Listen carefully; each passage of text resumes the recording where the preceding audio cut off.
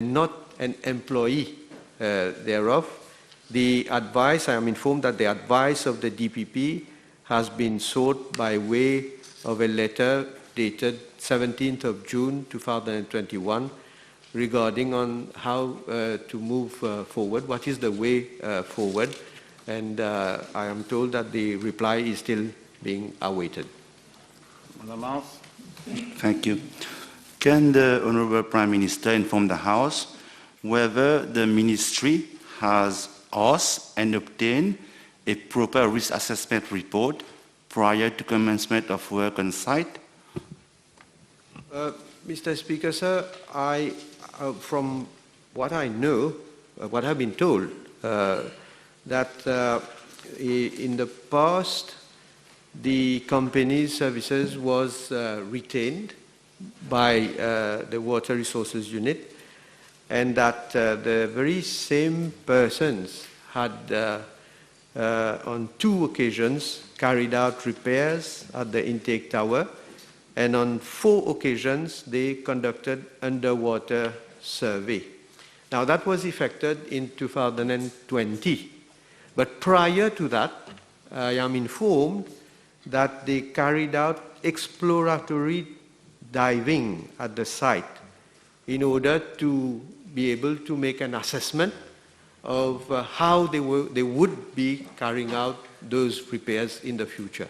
Now, I don't have the details, and it would not be appropriate also for me, even if I had been if I would have been communicated with the details with regard to what kind of exploratory diving they did. It would be for the inquiry to then that will reveal, of course, all this information and see what was done and what should have been done, maybe. Merci. May we know from the Honourable Prime Minister, how is that the valve, which should have been closed prior to the dive, was easily closed manually a few meters from the accident by a member of the fire department, which arrived sometimes later to recover the body? How could this not have been done by the members of the Water Resources Unit and the CWA who were present and who could have saved a life? Well, Mr. Speaker, sir, I think it is for the inquiry to reveal whether the valve, in fact, could have been closed or not. But I also have information that when they undertook this not first diving, I'm talking, because I don't know before whether their services have been retained, but in 2020, when they undertook the first diving for carrying out a survey, prior to then doing the works later on, I am told, and that is only, I say that under sous réserve, I am told that the valve had remained open even at that time. It was not closed. Now, whether it was defective or whether it could have been closed, I cannot say, but I am told that the valve had always remained open, and they did in fact carry out their repairs and the survey and the repairs before. This is the information I am giving. I'm not taking, I'm not passing any judgment with regard to that case. Thank you, Mr. Speaker. Can I ask the Honourable Prime Minister whether he is aware whether late Mr. GW had any medical condition that would have contributed to his drowning, Mr. GW being a chevronné in undertaking underwater diving? Thank you.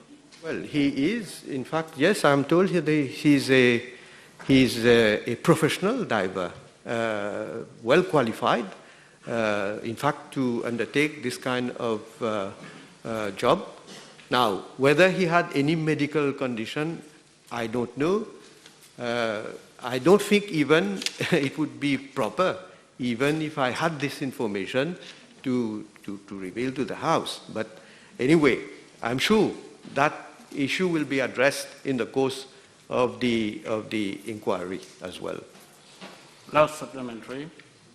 Thank you, Mr. Speaker. Sir, can the Honourable Prime Minister give a guarantee that the necessary training is being given to those officers of the Water Resources Unit and of the CWA to know the functioning of every valve, pipe, and security measures for the Mar Vauquois, so that this kind of accident does not happen again and that this affair will not be brushed under the carpet? Thank you. Well, Mr. Speaker, sir, when I learned about this, and even more so when a question is addressed to me, of course I have asked for further information, and I can assure the Honourable Member that the police has already started an inquiry, and statements will have been taken, and statements will be taken also from all those who can enlighten the police about this inquiry. And with regard to training, I am sure that proper training is normally given to officers, whether it is of Water Resources Unit or CWA. Now, the issue is, of course, to be determined is about this valve, whether it was in good working condition or not. That only the inquiry will reveal. But rest assured that we will see light, and I'm sure that the police will do everything in order to establish how the accident occurred. Honourable Nachman Roy. B703. Mr. Speaker, sir, Section 5 of the Media Trust Act provides that the Board of Trustees of the Media Trust shall consist of a chairperson, a representative of the ministry responsible for the subject of information, a representative of the ministry responsible for the subject of finance, a representative of registered associations of journalists, a representative of the electronic media, and 4 representatives of the press, 2 of whom shall be editors-in-chief elected by the press. Mr. Speaker, sir, the House will recall that the Media Trust, which was inactive since 2006, was constituted in June 2015 and thereafter reconstituted in 2017 and 2019. The board is now fully operational. Mr. Speaker, sir, in regard to Part A of the question, the present composition of the Board of Trustees of the Media Trust is as follows. The chairperson, Mr.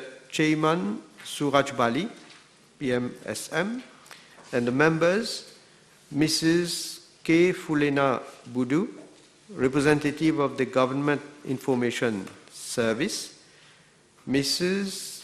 Gerisha Devi Nanku Murat, representative of the Ministry of Finance, Economic Planning and Development, Mr. Talak Biari, representative of the Electronic Media, Mr. Michael Francois, Editor-in-Chief of representative of the press, Mr. Jean-Claude Leroy, Editor-in-Chief, representative of the press, Ms. Fatima Kaperi, journalist, representative of the press, and Mr. Jean-Marie Gangaram, journalist, representative of the press. Mr. Speaker, sir, in regard to Part B of the question, I am informed that in line with its objectives, the Media Trust has, since January 2020 to date, conducted 18 activities, namely 10 in 2020 and 8 as at 19th of July 2021. The activities include training, workshop, seminar and webinar destined for members of the press. Mr. Speaker, sir, I am tabling the list of activities carried out by the Media Trust since January 2020 to date. Honourable. Thank you, Mr. Speaker, sir. In his answer, the Honourable Prime Minister mentioned about Section 5 of the Media Trust Act, where he mentioned about the representative of registered associations of journalists. Could the Honourable Prime Minister give us more detail about this? Because as far as we know, I don't think we have a registered association of journalists. Thank you. Yes, I was informed that the Registrar of Association was consulted.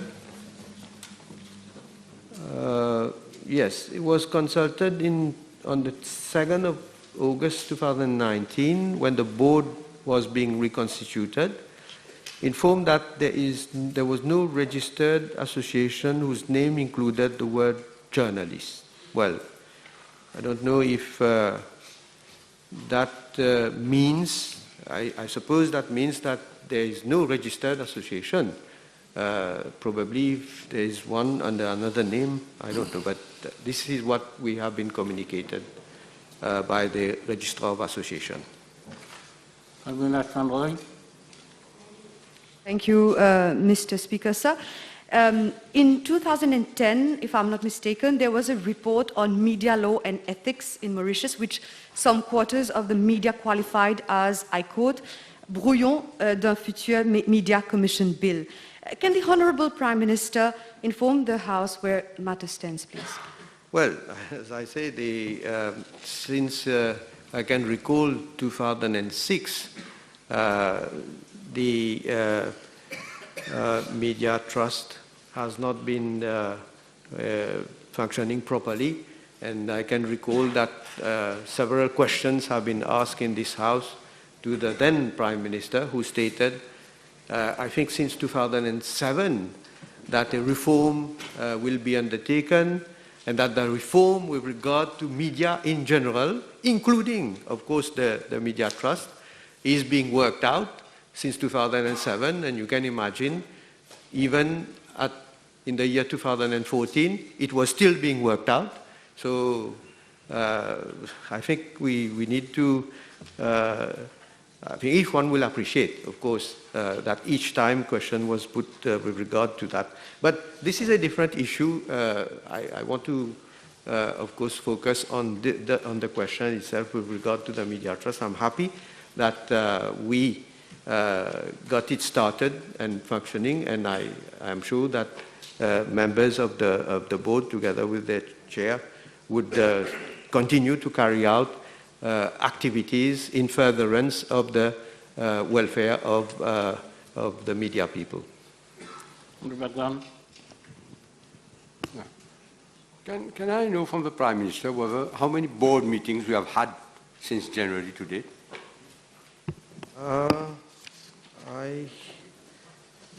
I have this number of meetings. So 2020, 11, 2021, at present, 5. Can say for 2019 also, there were 10, and 2018, 12. Daniel? The question has already been canvassed. Thank you, Mr. Speaker, sir. The Media Trust Act, which dates since 1994, mentions about the object of the trust, whereby it says that one of the objectives is to carry out such other activities as the board may decide. May I request the Honourable Prime Minister, with the advent of the digital media, also with the increasing disinformation currently following the COVID-19 pandemic, could the Honourable Prime Minister consider to extend the purview of the Media Trust? To extend the functioning of the Media Trust, instead of only being there for training, if it could go way beyond this, so that to give more further support to journalists.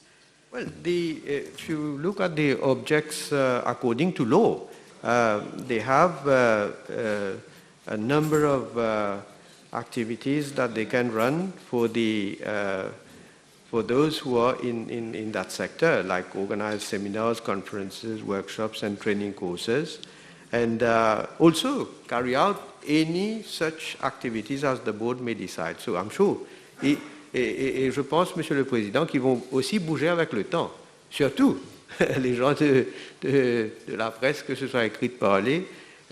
Donc, ils vont sûrement se servir des technologies qui sont appropriées.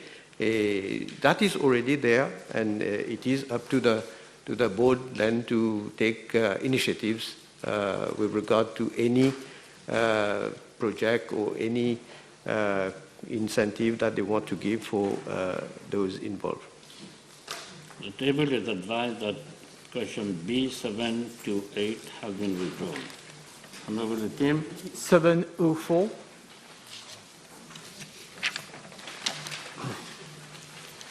Mr. Speaker, sir, I am informed by the Commissioner of Police that on 30th of November 2018, a case of forgery in bank writing was reported to the Central Criminal Investigation Department by the Central Electricity Board. As regards Part A of the question, I am informed that during the course of an inquiry in this case, 8 persons have been interviewed. Regarding parts B, C, and D of the question, I am also informed that, so far, one Mr. A.I. has been arrested. No person has as yet been prosecuted or convicted.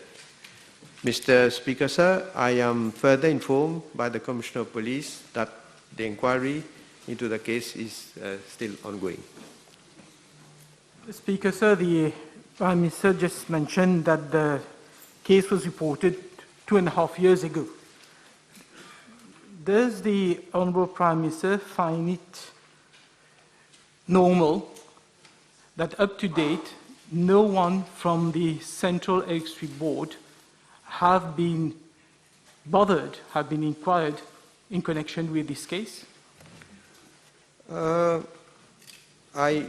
Mr. Speaker, sir, I said in my answer that 8 persons have been interviewed, but unfortunately, I normally am not communicated with, for example, statements of people who have been interrogated. So I cannot say amongst those 8 whether there is anyone from CB or not. But I can find out. Without, of course, giving any name, I can find out whether anyone has been questioned. This was in relation to 2 forged bank guarantees that was given by consortium to the Central Electricity Board. Now, does the Honourable Prime Minister find it normal that after these 2 forged bank guarantees had been given for a public project, the CB did not consider it necessary to terminate the contract with that consortium? Well, I think it has been terminated. I saw that information somewhere. Maybe I can be communicated by my... Terminated by the consortium on the 30th of September, 1.5 years later. Let me see. Well, the contract has been terminated, but I need to find out. I saw it in my notes somewhere, but anyway, I don't want to take the time of the House, but if I can find it.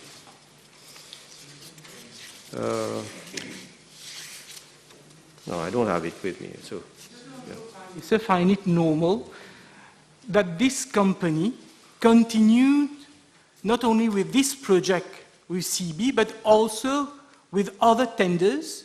Doesn't he find it necessary to give a good signal that anyone guilty of forgery in a public procurement exercise would be disqualified from participating in any tender exercise or whatever public contract involved?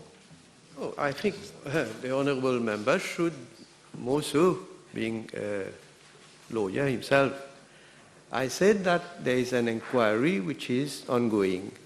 The case has not yet gone to court. So far, no one has been convicted. we can say that the subject of the inquiry is a forged document. Each one can come to his own conclusion, but it is not for me, it is not for the honorable member to pass a judgment and to say that there is already a conviction. It is for the court to decide. So let the case proceed. Of course, first of all, it will, when the investigation is concluded, it will go to the DPP. The DPP then will advise. And then, if the matter goes to court, then we'll see whether there is a conviction. And then we can, of course, based on that conviction. Otherwise, it's going to be quite arbitrary. Time over. I suspend the sitting for 1.5 hours.